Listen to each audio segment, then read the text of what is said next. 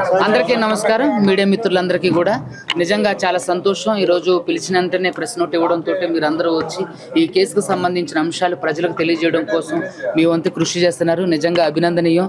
ప్రజాప్రతినిధులకు లేని ఆరాటం, ప్రజాప్రతినిధులకు లేని ఒక గొప్ప స్ఫూర్తి నిజంగా ఈరోజు మీడియా మిత్రులకు ఉంది. ఈ కేసు విషయంలో నేనేమంటానంటే, ఈ కేసులో అడ్వకేట్ సుబ్బు ఎక్కడా కూడా లొంగిపోలేదు, ఎక్కడా కూడా లంచం తీసుకోలేదు, ఎక్కడా కూడా అడ్వకేట్ సుబ్బుకి అలాంటి పేరు లేదు. ఈ కేసులో ఆఖరి వరకు కూడా నిలబడతాం. ఈ కేసులో న్యాయం జరిగేంత వరకు కూడా మేము పోరాటం చేస్తాం. ఖచ్చితంగా ఎవరైతే నిందితులు ఉన్నారో వాళ్ళని ఖచ్చితంగా జైలుకు పంపించేంత వరకు కూడా మేము వెనకాడం. ఇంకొక విషయం ఏంటంటే, మీడియా వేదికగా నేను మీడియా మిత్రులందరికీ చెప్పే విషయం ఏంటంటే, ఇక్కడ బ్యాంక్ ట్రాన్సాక్షన్స్ జరుగుతున్నటువంటి ఏవేదైతే బ్రహ్మవత్తు మధు కానివ్వండి, తర్వాత ఎవరైతే శివ ఉన్నారో, మంగ్లీ గారు ఉన్నారో, వాళ్ళని ఎందుకని అరెస్ట్ చేయలేదు? వాళ్ళని అరెస్ట్ చేయకపోవడానికి గల ఆంతర్యం ఏంటి? ఈరోజు 2,000 రూపాయల ఫ్రాడ్ ట్రాన్సాక్షన్ జరిగితే అకౌంట్లు ఫ్రీజ్ చేసి వాళ్ళ మీద కేసులు పెడుతున్నటువంటి పోలీసు వ్యవస్థ ఎందుకని మరి ఈరోజు ఇన్ని లక్షల రూపాయలు, ఇన్ని కోట్ల రూపాయల ఫ్రాడ్ జరిగినప్పుడు, ట్రాన్సాక్షన్ జరిగినప్పుడు ఎందుకని మరి వీళ్ళని అరెస్ట్ చేయలేదు? సో కాబట్టి నేను ఏమంటానంటే, అదేవిధంగా తెలుగు ప్రజలందరికీ, అదేవిధంగా మీడియా మిత్రులందరికీ నేను ఒకటే విన్నవించేది ఏంటంటే, ఈ కేసులో ఆవిడ పెద్ద హస్తం ఉంది. ఆవిడ ఇందులో మెయిన్ కల్ప్రిట్, కర్త కర్మ క్రియ ఆవిడేనని బాధితులు మాతో చెప్తూనే వస్తున్నారు. ఖచ్చితంగా ఆ కేంద్ర మంత్రి యొక్క హస్తం ఏమైనా కాపాడుతుంది కాబట్టే ఇంతవరకు ఇంత పెద్ద సెన్సేషన్ అయినటువంటి ఈ పెద్ద స్కాము ఇంతవరకు కూడా అరెస్టులు కాకోకుండా ఉంది. మరి ఏదైతే బాధితులు ఉన్నారో వాళ్ళందరి ప్రాణానికి ఎవరు హామీ? ఇంకా నేను ఒకటే విషయం ఇక్కడ మీకు చెప్పదలుచుకున్నది ఏంటంటే, చాలా మంది చనిపోవడానికి అవకాశం ఉంది. వాళ్ళు పొద్దునే మబ్బుల్లో 5 గంటలకు 6 గంటలకు ఇంటి నుంచి వెళ్ళిపోయి రాత్రి 11, 12 గంటలకు ఇంటికి వచ్చి పడుకుంటున్నటువంటి పరిస్థితి. అప్పులు బాధలు తట్టుకోలేక ఎవరైతే ఏజెంట్లుగా ఉన్నవాళ్ళు ఉన్నారో వాళ్ళందరూ కూడా చాలా భయపడుతున్నారు, చాలా భయభ్రాంతులకు గురవుతున్నారు. సో న్యాయం జరగదేమో అని. సో కాబట్టి నేనేం చెప్తున్నానంటే, దయచేసి మీడియా మిత్రులందరికీ కూడా నేను ఒకటే కోరుకునేది ఏంటంటే, బాధితులకు న్యాయం జరిగేంత వరకు కూడా అడ్వకేట్ సుబ్బు ఉంటాడో, అదేవిధంగా ప్రజాప్రతినిధులు మీరు కూడా బాధితులకు న్యాయం చేయండి, బాధితుల పక్షాన నిలబడండి. సో నేను ఏమంటానంటే, ఎవరైతే స్కాములు చేశారో, ఎవరైతే దాచుకున్నారో వాళ్ళని కాపాడే ప్రయత్నం మాత్రమే జరుగుతుంది తప్ప వాళ్ళు ఎక్కడ కూడా వాళ్ళ మీద లీగల్ యాక్షన్ కానివ్వండి, వాళ్ళు అరెస్ట్ అయిన దాఖలాలు కానివ్వండి, వారి మీద తీసుకున్నటువంటి యాక్షన్ కానివ్వండి, ఇంతవరకు పోలీస్ వ్యవస్థ దగ్గర నుంచి కానీ ప్రభుత్వం దగ్గర నుంచి కానీ ఏమీ రాలేదు. అంటే ఎంతో మంది అంటే పెద్ద పెద్ద స్కాములు బయటకు తీసుకొచ్చినటువంటి వ్యక్తులు మరి ఈ స్కామ్లు జరుగుతున్నప్పుడు, ఎందుకంటే ఇందులో చాలా వరకు కూడా బాధితులందరూ కూడా గిరిజనులు, దళితులే ఉన్నారు కాబట్టి వాళ్ళకి ఏది జరిగినా సరే ఏం కాదులే అనే ఒక నిర్లక్ష్య వైఖరి. సో కాబట్టి నేను ప్రభుత్వాన్ని దయచేసి నమస్కరించి మరి వేడుకునేది ఏంటంటే, ఇక్కడ ఉన్నటువంటి బాధితులకు న్యాయం చేయండి.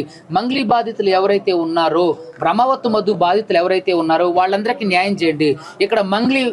ఇక్కడ అహంకారపూరితమైనటువంటి ధోరణి ఏంటంటే, మీడియా మిత్రుల యొక్క నోరు నొక్కడానికి, ఇక్కడ జరుగుతున్నటువంటి అంశాలు బయటకు తెలియకుండా ఉండడం కోసం ఆవిడ అనేక ప్రయత్నాలు చేస్తున్నారు. సో మీ మీడియా మిత్రులు అందరి మీద కేసులు వేయడం, నోటీసులు పంపించడం కూడా జరిగింది. సో ఇక్కడ నాకు తెలిసినంత వరకు కూడా ప్రత్యేక తెలంగాణ రాష్ట్ర ఏర్పాటు అయిన తర్వాత ఎవరికి ఇంతమంది మీడియా ఛానళ్ళకి నోటీసులు కానివ్వండి, కేసులు వేస్తామని బెదిరింపులు కానీ జరగలేదు.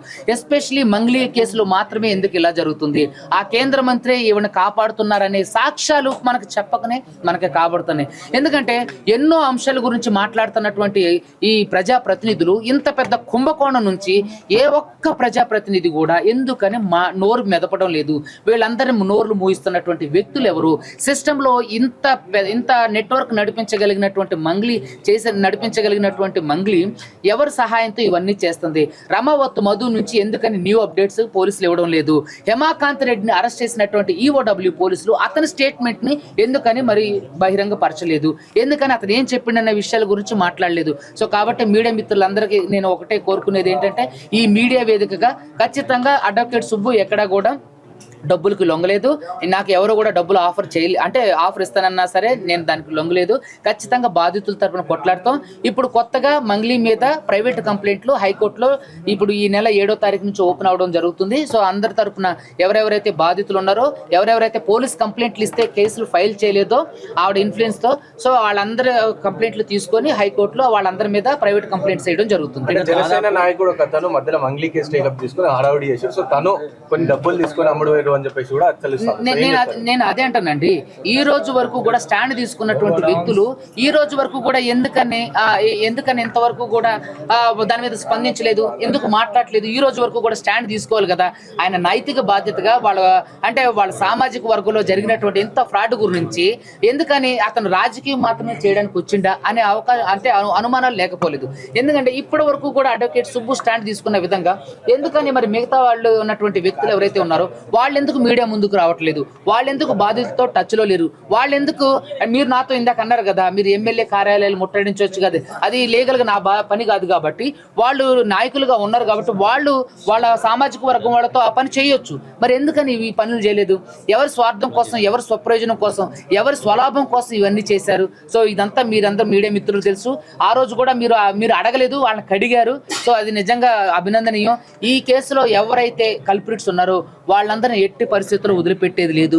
వాళ్ళందరికీ కూడా ఇప్పుడు ఏ వెకేషన్ కోర్టు ఓపెన్ అవడంతో, ఏది వేసవి సెలవులు అవడంతో, కోర్ట్స్ ఓపెన్ అవడంతో బెంచ్ లో మొట్టమొదటిగా వీళ్ళ కేసులే ప్రైవేట్ కంప్లైంట్లకు ఎఫ్ఐఆర్ చేపించి వీళ్ళు అరెస్ట్ అయ్యేంత వరకు కూడా కృషి చేస్తాం. దానికి మీ అందరి సపోర్ట్ సహకారం కూడా కావాలి.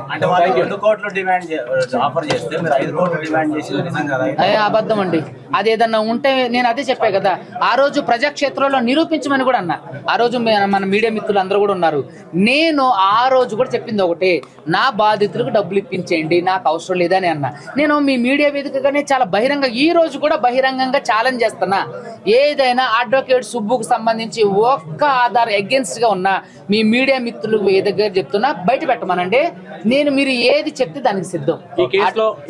ఈ కేసులో ఇప్పటి వరకు మీరు పలుమార్లు ప్రెస్ మీట్ పెట్టినా కూడా సపోర్టర్స్ గానీ బాధితులు గానీ మీ ఎమ్మటి వచ్చారు.